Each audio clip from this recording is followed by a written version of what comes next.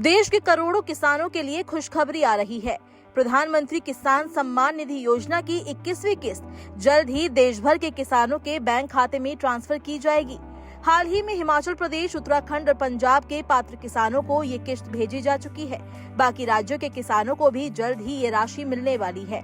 ये योजना किसानों को आर्थिक रूप से सशक्त बनाने के उद्देश्य से केंद्र सरकार द्वारा साल 2019 में शुरू की गई थी, जिसके अंतर्गत पात्र किसानों को हर साल 6,000 रुपए की आर्थिक सहायता दी जाती है, जो कि 3 किस्तों में दी जाती है। प्रत्येक किस्त में 2,000 रुपए सीधे लाभार्थियों के बैंक खातों में ट्रांसफर किए जाते हैं।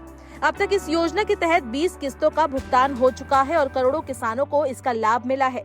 योजना की सबसे बड़ी खासियत ये है कि इसमें किसी भी प्रकार के बिचौलियों की आवश्यकता नहीं होती और पैसा सीधे किसानों के बैंक खाते में भेजा जाता है।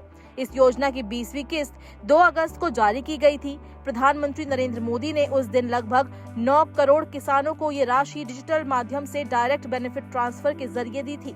आमतौर पर ये राशि अगस्त और सितंबर के बीच ट्रांसफर की जाती है।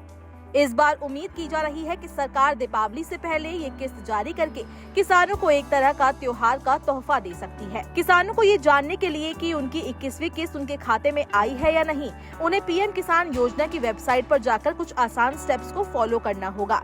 सबसे पहले पीएम किसान की ऑफिशियल वेबसाइट pmkisan.gov.in पर जाएं। फार्मर कॉर्नर सेक्शन में जाकर बेनिफिशियरी स्टेटस पर क्लिक करें। अब आप रजिस्ट्रेशन नंबर, मोबाइल नंबर या आधार नंबर में से किसी एक का चयन करें। संबंधित जानकारी भरने के बाद कैप्चा कोड डालें और गेट डेटा पर क्लिक करें। इसके बाद आपकी सभी जानकारी और भुगतान की स्थिति स्क्रीन पर दिख जाएगी। कुछ किसान ऐसे हैं जिनके खाते में ये राशि नहीं पहुंचेगी।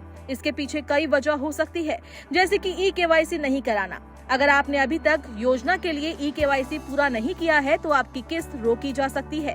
ई-केवाईसी करवाना अनिवार्य है, जिसे आप कॉमन सर्विस सेंटर, बैंक या ऑनलाइन माध्यम से पूरा कर सकते हैं। अगर आपका बैंक खाता आधार से लिंक नहीं है तो भी पैसे ट्रांसफर में बाधा आ सकती है। इसके लिए आपको अपने बैंक ब्रांच में जाकर ये काम कराना होगा। अगर आपने फॉर्म भरते समय गलत दस्तावेज या जानकारी दी है तो भी भुगतान रुक सकता है। इसमें नाम की स्पेलिंग में अंतर, गलत खाता नंबर या आधार में त्रुटि शामिल हो सकती है। ई-केवाईसी के लिए जरूरी दस्तावेज जैसे आधार कार्ड की फोटोकॉपी, पता प्रमाण, बिजली बिल, पानी का बिल, टेलीफोन बिल आदि और बैंक पासबुक की फोटोकॉपी की जरूरत होगी। हालांकि सरकार की तरफ से 21वीं किस्त को लेकर अभी तक आधिकारिक घोषणा नहीं की गई है, लेकिन मीडिया रिपोर्ट्स के अनुसार दीपावली से पहले इसका वितरण हो सकता है। इससे किसानों को त्योहार के समय आर्थिक राहत मिल सकती है।